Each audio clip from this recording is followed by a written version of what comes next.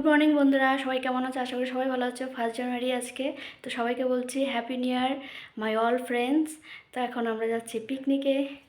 আমার ছেলে আর বর অপেক্ষা করছে। আমার শ্বশুরবাড়ির থেকে যাব, মানে এখান থেকে বাইকে যাব ঘরগড়িয়া পর্যন্ত, তারপরের থেকে যাব বাসে। ঠিক আছে, চলো দেখা হচ্ছে পরে, আবার কথা হচ্ছে। তো এত সকালে যেখানে আমার এখন লেপের নিচে থাকার দরকার ছিল, ঠিক আছে, 6:30 বাজে, ভাবলাম এত কুয়াশা পড়বে না, ঠান্ডা থাকবে না, কিন্তু আজকে 1 জানুয়ারি, আজকে এত ঠান্ডা ছিল যে বলার মতো না। সবাই ডাবল ডাবল পরেছি, মানে ঠান্ডার পোশাক, মানে তিনজনেই, তবু প্রচণ্ড ঠান্ডা লাগছিলো। আর এত কুয়াশা দেখে আমার একটাই ফিল্মের কথা মনে পড়েছে, সেদিন দেখা হয়েছিল এই ফিল্মটার কথা। আর এই যে শ্বশুরবাড়িতে চলে এসেছি, এটা হচ্ছে আমার শ্বশুরবাড়ি, ঠিক আছে। তো এখানে গাড়ি রেখে আমরা চলে যাচ্ছি, মানে বাইকটা রেখে আমরা চলে যাচ্ছি বাজারে। ওখানে বাস আসবে, ওখানে বাসে উঠবো। তো এখানে পরিবেশটা একটু দেখিয়ে নিলাম। পরিবেশটা কিন্তু গ্রামে, কিন্তু পাশেই হাই রোড আছে। তো বাজারে এসে আমি তো বাজারটা চিনতেই পারছি না, কারণ সম্পূর্ণ ভাঙা হয়েছে, টোটালি চেঞ্জ দোকানপাট। তো অনেকক্ষণ বসে থাকার পরে বাসে আসলো। তো এই যে সবাই বাসে উঠে পড়েছে, 40-45 জন হবে। তো এখানে স্টুডেন্টই বেশি, ঠিক আছে। আমার বরের বন্ধু হচ্ছে মাস্টার আর কি, তো উনি নিয়ে যাচ্ছে, তো ওনার সাথেই আমরা যাচ্ছি। তো এই যে এখানে এই যে ফাইনালি অনেকটা দূরে এই যে চলে আসলাম, মানে যেখানে যাচ্ছি সেটা তো বলাই হলো না। পিকনিকটার নাম হচ্ছে লঙ্কাপাড়া, ঠিক আছে। তো এই যে আমরা দেখো যে যাচ্ছে, যে পাহাড় দেখা যাচ্ছে দূরের থেকে, দেখে সবাই খুব খুশি হয়েছে। তো দেখা যাক ওখানে গিয়ে কতটা কাছেতে পাহাড় দেখতে পারি। আর আমার বর বলছে তুমি ঠিক আছো তো, কারণ আমি বাসে উঠলে আমার একটু প্রবলেম হয়, ট্যাবলেট খেয়ে কিন্তু উঠেছি। তো এই যে আমরা সবাই পিকনিক স্পটে চলে এসেছি।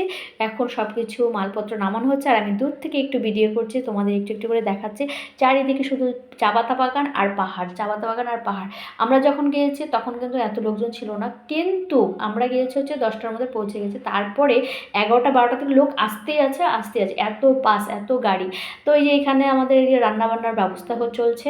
তারপরে হচ্ছে আমরা সবাই টিফিন করে নিয়েছি, টিফিনটার সময় ভিডিও করতে ভুলে গেছি। তারপর আবার একটু ঘুরতে বেরিয়ে পড়লাম আমরা। এই দেখো আবার একটু ঘুরতে চলে এসেছি। আর এই যে এখন আমরা যাচ্ছি, ওই দেখো কত উঁচাই, এটা কিন্তু অনেকটা উঁচাই এই শিব মন্দিরটা। এখানে ওঠার জন্য, এই পাহাড়ে ওঠার জন্য আমার বর বলছে তুমি পারবে না। আমাকে না, আমি উঠবই, আমাকে নিয়ে যাও, চেষ্টা করলে কেন পারবো না। আমার ছেলে উঠে পড়েছে, ভাবতে পারো এতটা উঁচায়, ঠিক আছে। ও তো আনন্দে উঠে গেছে, আর আমি উঠে আমার বুকটা মানে ধপধপ করছে, এতটা উঁচা, মানে উঠতে তো। তো বন্ধুরা জাস্ট দেখো ভিউটা, এত সুন্দর লাগছে। অনেকটা কিন্তু উঁচাতে আছে, অনেকেই উঠছে, অনেকেই কিন্তু উঠছে না, অনেকে ভয় পেয়ে যাচ্ছে।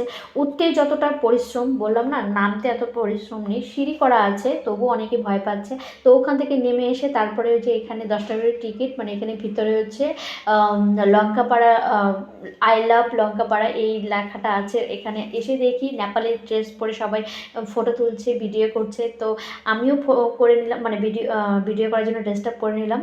15 মিনিটের জন্য 50 টাকা ড্রেসটার চার্জ, ঠিক আছে। তো আমার বর বলছে 15 মিনিটে বেশি হলে যদি চার্জ বেশি নেয় তাহলে কিন্তু তুমি টাকা দিবে, ঠিক আছে। আমাকে ঠিক আছে, মানে মজা করছিল। তো এখানে এই যে একটু ফটোশ্যুট করে নিলাম, তারপর একটু ভিডিও করে নিলাম।